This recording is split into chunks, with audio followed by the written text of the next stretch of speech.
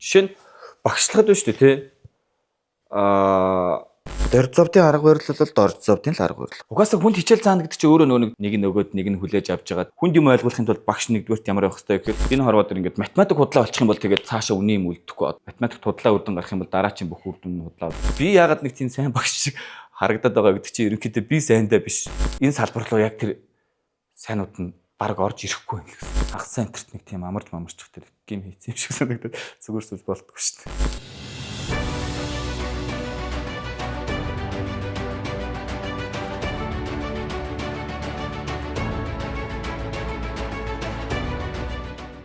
Сайн бацхан уу, намайг Арднаа Озрын Дорж зов гэдэг 1988 онд Хөвсгөл аймгийн Мөрөн хотод төрсэн.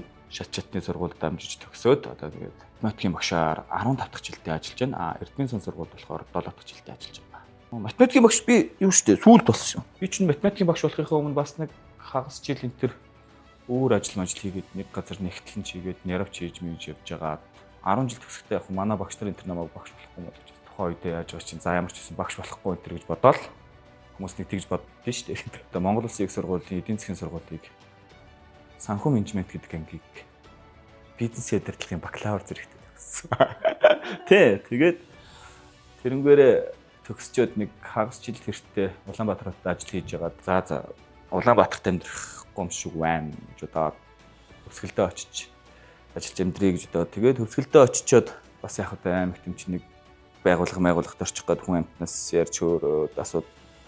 Тэгээд нэг ажлын байр маяг хүлээлгдсэн байж байгаа зүгээр явж яхаар сургуулаараа ороод багш нар зөвхөлтөдтэйгээ уулзсан чинь манад нэг ер нь ажлын орон та гарч байгаа шүү дээ чи шиг сайн мэдтив чинь би угаасаа 10 жилээс өмнө сургуулийнхаа алфавитын өгөх математиктэй сайн л байсан л та тийм гайгүйсэн. Тэгээд математикийн багш хийх юм уу гэхээр нь тэгээд ер нь бол яг гэхдээ надад нэг бодол байдаг гэсэн ер нь бол багшлах юмсан гэсэн тэр одоо дутуугийн комплекс гэж ирдэг.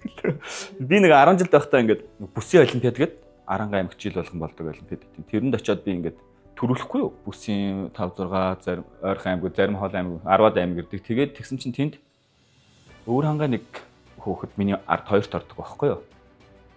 Тэгээд хавар 8-т төрүүллээ. За улсын олимпиадад очиод ерөнхийдөө одоогийнхны хэлээр фейлдчихлээ байгаа юм л да. Тэгсэн чинь нэг миний ард орж бүсийн олимпиад миний хойно орж исэн хөөхд улсаас хүрэл авчдаг байхгүй юу? Тэр үед чи улсаас медаль ерөөсөө тэр авч улсын медаль энэ төр авсан гэж бараг л жоохон шиг тэгээс. Манайх них авдаггүй байсан үеийн таарсан болоо та. Тэгээд ерөнхийдөө тэр бодогдоод байдаг гэсэн болох тэр тийм боломж гараад багшлах уу гэдэг. Өө тгий. Бас яг хөө тухайн үед бол яг хөө юмэг харж байгаа хэмжээ маань л тийм байсан гэлгүй тийм нэг. Манай ах бас ингээд хамаатны нэг ах одоо манай үеэл ах Монголын математикийн бас нэлээд том багш байхгүй улсад нэлээд хэд төрөөсөн. Тэр хүнд ингээд Улаанбаатараас сургууль энэс урилга энэ төр ирээд тэр хүн ингээд Улаанбаатарт очиж багшлаад бас байр суурь мууц аваад ч илээ дээ. Тэгээд ягаад явсан зүгээр тэгэнгүүт яг хөө надад тухайн үед баг иймэрхүү загвараар ингээд амьдраад хэрвээ ингээд богино хугацаанд яаж магаад явах юм бол баг ингээд амжилт гаргах юм бол өөр сургуулиуд яаж анхны бодол бол тийм бодолтой ямар ч гэсэн 2 3 жил багш. Тиймэрхүү бодлоор л багш болсон. Амар лаг магдаач биш яг хөө тий. Ер нь зүгээр манай улс ингээд боловсролын салбар нь ер нь асуудалтай байгаа байхгүй тий. За нэг жижигхэн жишээгээр авахад манай улсад нэг жилд 1000 хүн мэрэгжилтийн хэрэг болдог байлаа гэхэд манай боловсролын систем за нэг 500 мэрэгжилтийн ингэ бэлтэж чадж байгаа юм. За тэр нь боловсрол руу, ангаах ухаан руу, хууль руу, бизнес руу, юурчүүдийн ингэ инженерийн уул уурхаар үгээд хуваагдлаа гэхэд угаасаа нэг нийтдээ 1000 хүн хэрэгтэй байлаа гэж төсөөлөхэд 500-ыг нь бэлдэж чаддаг ч гэх юм уу. Тэгэнгүүт тэр 500 руу чинь ингэ нөгөө хүмүүс шаардлага хангасан 500 тэр лөө хуваагдаж ороод дахиад 500 хүн дутнаа да тий.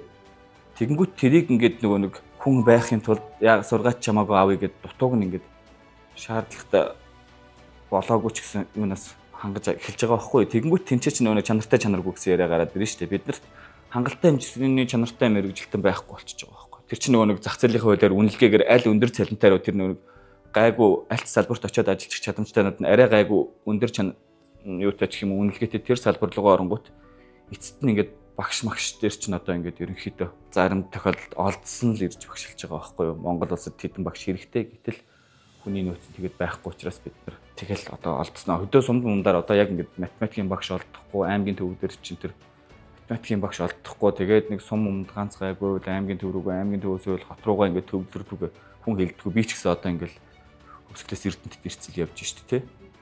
Тийм асуудал байгаад байгаа байхгүй. Тэгэнгүүт ингээд салбар болгонд ингээд бүх юм ийм л болчиход байгаа гэсэн. Манай багш Адиахүү гэдэг багш байдаг байхгүй юу? Тий. Тэгээд Адиахүү багш надад нэг удаа хэлжсэн юм аа. Бүх юм ингээд жоохон хуурамч муурамч гэд би тэгэхэд жоохон багдуулсан дөнгөж багш болсон жилдээ. Ерөнхийдөө ингээд бүх юм ингээд хуурамч хойволдоо юу ч боллоо гэсэн ерөнхийдөө математик л үнэн байх хэрэгтэй шүү. Тий. Энэ хорвоод ингээд математик худлаа олчих юм бол тэгээд цаашаа үнэн юм үлдэхгүй. Одоо ингээд математик чинь бол тийм одоо жишээ нь худлаа бодсон байхад бол тэр математик дээр чинь оноогоо авахгүй шнэ гэх юм уу тий. Тэрэн шиг математик өөрөө одоо юуны үнийн юмны дээд хэмжүүр гэх юм уу та тий. Математик худлаа үрдэн гарах юм бол дараачийн бүх үрдэн худлаа болоод юм. Тэгэхээр хорвоогийн бүх юм худлаа яалаач гэсэн математик нь үнэн байх хэрэгтэй. Тэгэнгүүт би юу гэж бодсон бэ гэхлээр тэндээс хэрвээ би өөрөө ингэж математик хийгээд математикаар хоол олж идээд ингэж явъя гэж бодож байгаа бол одоо би математик хүүхдүүд зааж яах чинь үннийг намлаад байгаа байхгүй юу? Ер нь бол тий. Энэ дээр энийг нэмэхээр ийм гарнаа марна гэд би өөрөө хүмүүст ингэж үннийг намладаг. Одоо манай багшийн хэлснээр бол хорвоогийн хамгийн юу юм үний юм бол математик байх нь шүү дээ тий. Гэтэл тэрийг номлож өөрөө тийм ямар нэг юм дээр хуурамч үүж болохгүй юм байна гэдэг нэг хүүхдүүдтэй, багш нартай, эцэг эхчүүдтэй, удирдлагуудтай ч гэх юм уу тий. Бүх хүнтэй харьцаагаа яг тийм үнэн байлгахыг гэж бодсон гэх юм уу да тий. Нэг хүнийг нь ялгаж харьцна гэж байдаг шүү дээ тий. Нэг тийм муу сурдаг хүнтэй нэг янзаар харьцна. Энэ гайгүй эдний эцэг эх чинь тиймэрхүүтэй. Энэ чинь дарагдаа, энэ чинь гэдэг тэгэхээр би болох тэр аль болохоор тиймэрхүү харилцаагүй. Тийм өнөөдөр ингээд нэг удаас сэтгүүлч хараа сууж гэнэ, дарга хараа сууж гэнэ, хүүхэд хараа сууж гэнэ. Тийм тэр хүндэн тааруулж биш тухайн одоо нэг субъектив байдлаар биш гэх юм уу да. Тэ? Яг тухайн яг тайлбарлах хэрэгтэй юм аа л тайлбарлах үхээс биш. Энэ тийм даргад зориулж хичээлээ ингэж заанаа. Энэ мод яаж заасан яа гэм тийм байхгүй. Тэгэл гэж боддог. Тэгэхээр хүн чинь том болох тусмаа их муухай болоод ингээд санаа суугаад янз бүр болдог шүү дээ. Тэ? Аль болохоор хүүхэд байх тусмаа нэг илүү нэг тийм үнэнд ойрхон байдэн шүү дээ хүүхэд чинь. Тэгэхээр хүүхдүүдтэй харилцахад тиймэрхүү харилцаанууд ерөнхийдөө илүү ойрхон өөрсдийг нь татах мутахт ч юм байдаг байж магадгүй. Гэхдээ заримдаа тэр нь тохирохгүй ч үе байдаг ч гэж магадгүй тий. Үнэн гэдэг чинь яг үнэн болохоос биш яг тийм хамгийн тохиромжтой бүх хүнийг аз жаргалтай байлгадаг юм биш шүү дээ тий. Одоо яг миний мэдж байгаа математик гэх юм бол би сүүл багш болсон бас их юм хийсэн л дээ ер нь бол ингээл 10 жилдээ бол яг хөө ингээд альфабет энтрээр ороод тийм амар хамгийн топ нь бол байгаагүй шүү дээ. Одоо хамгийн миний үеийн амар ч юу яг хөө лаглаг сурлагтаанууд нь ингээл гадаад дотоод их сургууль сураад эсвэл өөр салбарт одоо ингээл энэ тэмдгийн томчууд болцсон байна л да тий. Тэгэнгүүт би яагаад нэг тийм сайн багш шиг харагдаад байгаа гэдэг чинь ерөнхийдөө би сайндаа биш. Энэ салбар руу яг тэр сайнууд нь баг орж ирэхгүй юм л гэсэн үг байхгүй юу? Ер нь бол тэрнээс ш би нэг тийм амар бусдаас онцгой төрч. Би 10 жил мэдээ тийм улс мөсөөс медаль авч үзээгүй улсын хэмжээнд үздэггүй л гэсэн шүү дээ. Яг хөө тухайн үеийн орчин нөхцөл бүх юмдаа тааруулаад өөрийнхөө хамгийн сайнаар явж исэн ч юм уу хамгийн сайнаараа биш явж исэн юм явж байгаа бол. Тэгээд яг хөө ерөнхий стандарт мэдлэгийн хүрээнийх юмнууд бол гайгүй сурцсан. Тэгтээ зарим нэг сэдвүүдийг нь бол алдсан байсан. Хөвсгөлд 8 жил ажиллахдаа би чи ерөнхийдөө нэг юу байсан бэ? Ганц би дүүтэйгээ хоёулахнаа л амьдардаг аав ээж хөдөө. Тэгэнгүүт чинь ерөнхийдөө тэгэл сургууль дээр хичээлээ орчоод үлдсэн цаг дээр алфавитынхаа хүүхдүүдтэй бодлогоо бодоол тэгэл орой морой сургууль тарчингууд бөөнөрөө заалмаал яваад очдөг. Заримдаа олимпиад төгссөн үед чинь сүүлийн 1-2 сар марна сургууль дээрээ баг хонж бэлдээл өрөө мөрөөндөө онцол 7 хоногт 3 мөрөө хонждаг гэсэн. Одоогийн яг ингэ энэ амьдралынхаа өнцгөөс харахад бол мэдрэл мутаад юм шиг тэгээд ерөнхийдөө яг тэр тэгэл багшуулаад нөгөө нэг 10 жилдээ үзээгүй ойлгоогүй юмнуудаас шинээр сураал өөрөө хүүхдэд юм зааж өгөхийн тулд мэдчих хэрэгтэй те. Мэдхгүй бол хичнээн сайхан сэтгэлдээ хичнээн зөв юутай байлаа ч гэсэн миний хэлж чадах юм хэмжээтэй очиж штэ те. Тэгэхээр хүүхдүүд чинь багш чинь бол ингээд ажлаа оронгоо хажуугаар нь олимпиадын бэлтгэл гээд давхар ажил хийж яхад хүүхдүүд чинь бол яг л математикаас сурья гээд илүү хурдтай үлсгэлэн ягаал жоохон томорхороо баг багш нарыгаа явуулаад та баг л би танаас илүү болчлаа гээд үгээр идэл эхэлнэ. Тэ ер нь их бэлтгэлээс нэлээд ч их юм сурсан. Ерөнхийдөө ингээд математикийг үе шатаар ярьдаг бол би заа ингээд өөрийгөө яг тухайн үед бодож байгаас өөрийнхөө дотоод төсөөлөөр бол 2-3 шат ахиулсан баха тий. Эхлээд аймгийн олимпиадад оролцох хэмжээний болъё тий. Өвсгөл чинь бас чангалтай математик чангалтай юм. Дараа нь улсаас медаль авах хэмжээнд дунд ангийн хүүхд бэлдэх хэмжээнд очие. Одоо чадвал ахлах ангийн хүүхдийг улсад нэг медаль авахдаг хэмжээнд очие. Одоо тэгэл дараачийн шат чадвал олон улсын олимпиад хүүхд яг баталгаатай явуулдаг хэмжээнд хүрэх юмсан гэл математикчин гол нэг юу байхгүй юу? Дуусахгүй ажил байхгүй юу? Бүх бодлогыг бодод дуусна гэж байхгүй. Бодоод дуусчих юм бол дахиад нэг шинэ юм зохиогоод математикийн багш бол сургуулийн хэмжээнд хамгийн их асуудалтай багш гэнэ. Бодлоготой л гэсэн. Тийм багш гэж ярьдэн шүү дээ. Ер нь Улаанбаатарт очиж амьдрахгүй гэж боддог гэсэн. Улаанбаатар мэдхгүй нэг тийм амьдралынхаа амар их цагийг үрээд байгаа газар шиг санагддээ шүү дээ. Төвжрэлт 2 цаг яваал өглөө нь хэдэн цаг ч юм. Тэгэл мэдхгүй яг нэг тийм стресстэй ч юм уу. Яг ингээл үеийнхээ найзууд залуусын амьдралын хэв маяг юм харахаар нэг тийм. Мэдхгүй ямар ч байсан миний өөрийн дотоод хүмүүс ч юм уу. Би ч өөрөө нэг тийм харахад бужигнсан юм шиг дуу царайтай мөртлөгээд байхгүй. Амар тийм юунд дуртай юм байхгүй. Амар амгаланд. Тэгээд яг ямар ч байсан Улаанбаатар явахгүй гэж бодож байсан. Тэгээд тэр үед яг энэ сургуулийн удирдлагууд дотор уулзаад 7-8 жил тоол удсан. Өөр юу ч хийгээгүй. Амьдрал огт яваагүй. Яг нэг цэг дээрээ зогссон. Одоо 7-8 жил тоо хийгээд өөрийгөө ийм шатанд гаргасан чи одоо энийгээ зарж хоолоо авч идэх нэгээд айгүй юутай байсан. Юу ч гэмээр юм дэ. Дээр үед нэг багш нар их нэр хүндтэй байсан юм байлээ шүү дээ, тэ.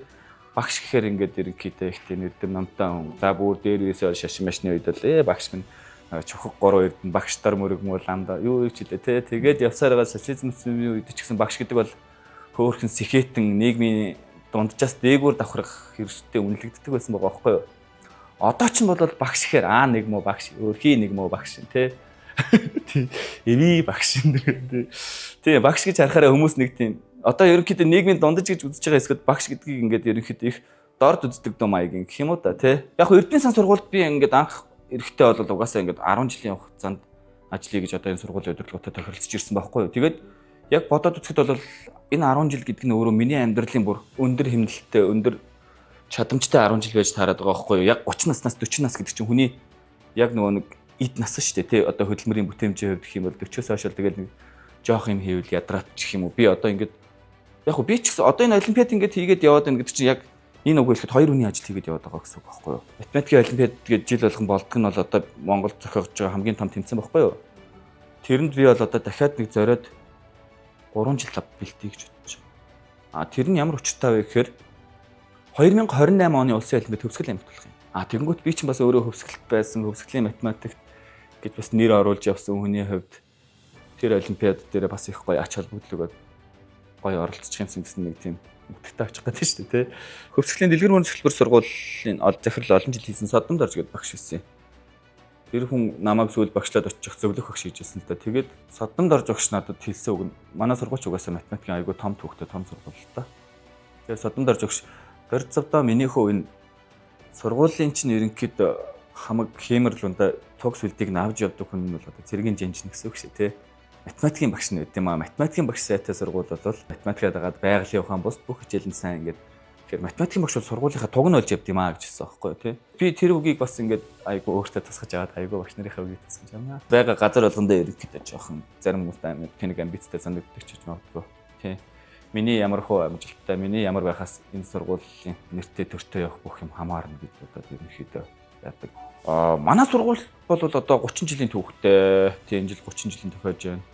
Тэгээд 30 жил боловсролын үйлчлэгийг үзүүлээд боксоод уруудах үедээ бас уруудсан он чигч байсан. Сүүлийн юугаар бол бас дажгүй өсөлттэй байгаа болов уу гэж бодож штэ. Анх над ингээд танилцуулчихтаа манай сургууль бол ингээд 140 хүүхэдтэй сургууль. Тэгээд нэг хичээлийн байр. Одоо нэгдүгээр өдрийн хагасны тэр үетэйгээ харьцуулахад одоо ингээд хичээлийн байрамж дээр сурагчдын тоон ч гэсэн лав 4-5 дахин томроод хэлсэн байх зөвхөн харагдах байдлаасаа штэ тий. Тэгээд боловсролын үйлчлэгээ үзүүлж байгаа байдал одоо яг тухайн үед байсан хүүхдүүдийн төгсгөл нь баг ерөнхийдөө ахлахын руу ороод төгсөөд яг тэрнээс хойш бол одоо яг Эрдэнэ сангийн яг энэ бүрэлдэхүүн шинэ бүрэлдэхүүн юугаар хандлагаар шинэ бодлогоор яасан үеийнхэн төгсөх ээлж ирээд бас дээр нь олон улсын хөтөлбөр хамсарч хэрэгжүүлж байна те.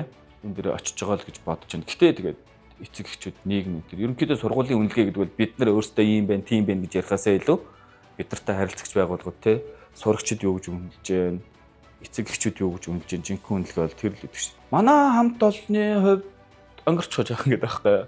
Би өөрийнхөө хамт олонны төлөвшөлд бас нэлээд нөлөөлсөн байх гэж боддоо шүү дээ. Яг ингээд анх ирж яхад байсан бүрэлдэхүүн хүмүүс харахад ингээд тийм цөөхөн ч байсан даа. Яг хаа үдээс хойш тараал явждаг байсан. Би тэгээд ерөнхийдөө нэг ковид мовидын үеэр чинь сайхан одоо хууль болсон гэдэг тий. Хүүхд хичээл орохгүй. Би чинь сургуулаа гаднаас нь түгжчихэд олимпиадынхаа 3-4 хүүхдийг суулгачаад одоо тэр улсаас хичээл арахыг хэрэгэлсэн юм чи. Тэгэл тэдрийгээ бэлдээл хажууд нь спорт зал мал чи ямар ч юмгүй ганцаараа тэр 100 удаа шидэх бэлтгэл хийгээс байл. Тийм хүүхдэд бодлого бодож байхаар. Тэгээд нэлээ их сууж ажилдаг байсан. Тэгээд тэрнээс болбаалаад бас хүмүүс сууж ажиллах хэвээр байна гэж боддог ч басна. Угаасаа тэгээд шинээр ирсэн залуучууд ямар багш болох вэ гэдгийг хүлээж авсан хамт олонны уур амьсгал ерөнхийдөө айгүй их шийддэж шүү дээ, тий.